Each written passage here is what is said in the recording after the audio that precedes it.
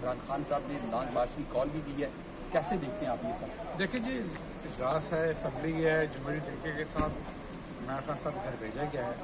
और अगर लॉन्ग मार्च करना चाहते हैं बखूबी करें, आएँ।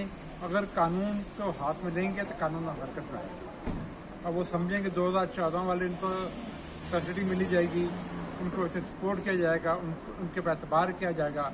जो उस टाइम एतबार पर लिख के दिए थे कि हम ये नहीं करेंगे, ये नहीं करेंगे, ये नहीं करेंगे, मगर उसके बावजूद उन्होंने आके तमाम के तमाम कानून को हाथ में लिया था।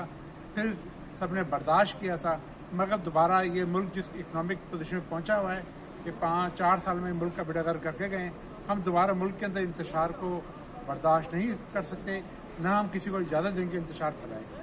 बस। अच्छा सर, मैं आपसे ये जानना चाहूँगा, आखिर में आप क्या समझते हैं कि ये जो हुकूमत है अपनी मदद पूरी करेगी? इंशाअल्लाह मदद पूरी करेगी।